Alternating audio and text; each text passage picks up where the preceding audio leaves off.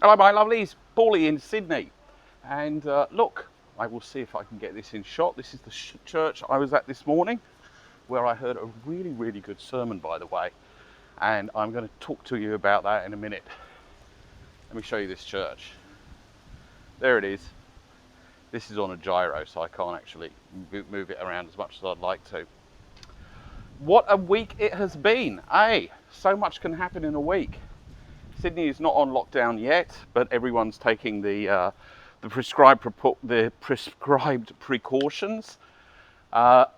Meetings are still going on, but people are sort of like moving over to Zoom.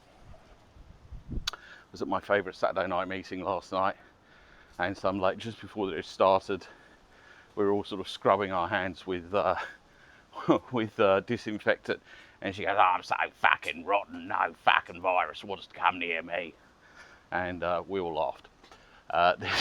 There's as drug addicts, we firmly believe drug addicts and alcoholics are the elite of the mentally ill, and if we weren't in recovery, we'd find a way to use. So no virus is going to stop us from getting our fix of recovery. Anyway, for me, the main issue this week has been fear mitigation.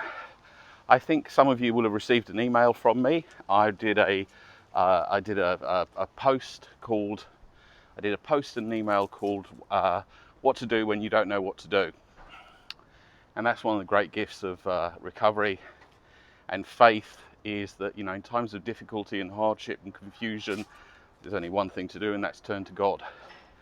Turn to God for solace. Turn to God for inspiration. Turn to God for answers, and pray a lot. And so that's what I've been doing.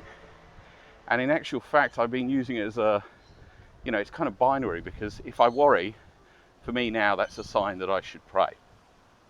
So that's what I've been doing. And as I think I mentioned last week, I'm doing an exercise in recovery where we list our fears. And my sponsor gave me a prayer. He said, when you list each fear, go through them and ask yourself, if I were truly reliant on God, would I have this fear? And of course, the answer is no, in virtually all cases. Now, I had this thought. I go, you know what? It's, this is a fallen world. How do we know this coronavirus came from God? It really looks and sounds like something that Satan might have kicked off. And I asked my sponsor about that, and he said, oh, that's way above my pay grade. But I was thinking about it. And then I was listening to someone else, another pastor, Tim Keller, I think it was, on YouTube. And he said, the one thing that you can take to the bank is that faith comes from God. Hope comes from God. Love comes from God. Fear, worry, anxiety, that's the work of the devil. Those are demonics. When they're upon you, that's a demonic spirit. And I was like, absolutely. Now that I totally get. And, in the Bible, what is the one thing that God says to man more than anything else? Fear not. In fact, I think he says it 365 times. Certainly I haven't read the Bible very much, but from the bits that I have read, we start hearing fear not as well, a lot. And there's been a bit of a pattern today.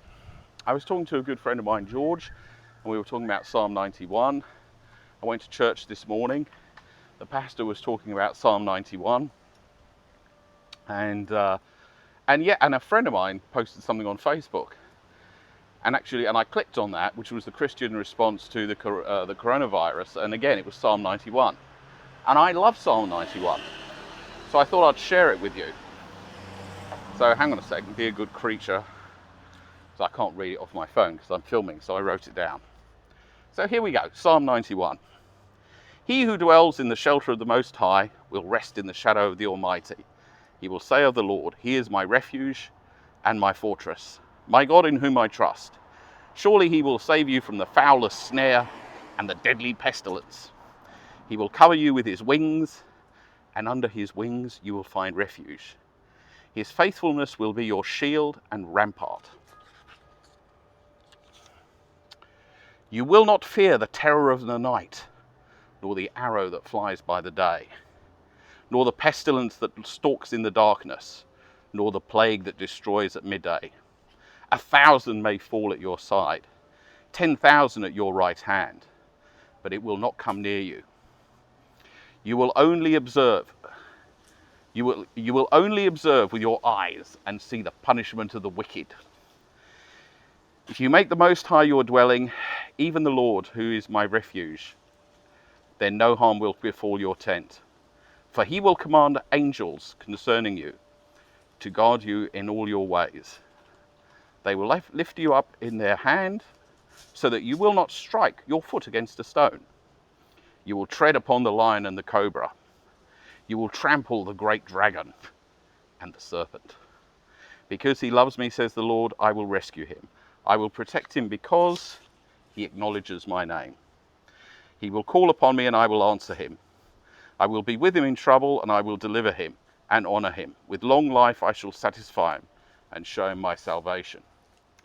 And I've had a bit of a history with that psalm. For some reason, I can't remember why, but a friend of mine in LA who I used to sponsor, we used to, whenever we got in the car to go to a meeting, we used to read it a lot.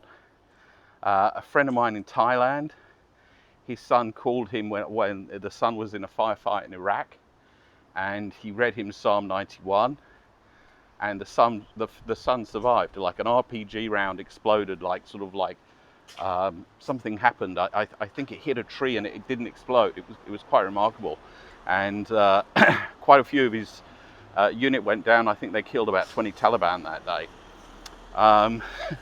And I'm not laughing about that. I'm laughing about what I'm about to tell you. And I had an experience with it because I do like it.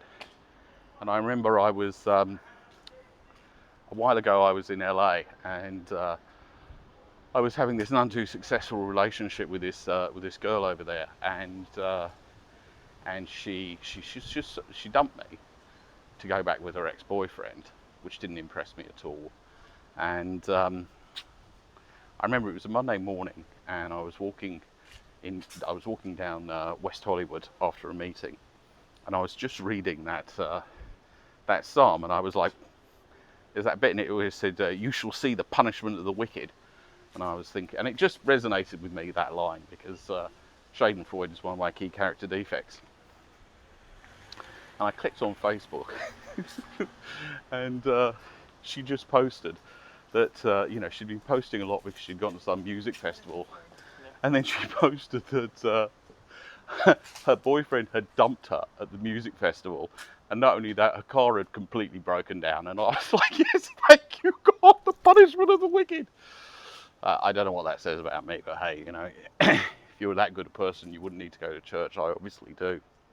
So I think that that psalm talks about how, as a Christian, we are supposed to face adversity. We're supposed to put complete trust in God. Now, of course, it's a difficult thing because some of the protection that he's talking about there isn't necessarily all physical protection. A lot of it is protection of our soul. Our soul will survive. Our soul will be unblemished. Our soul will live eternally.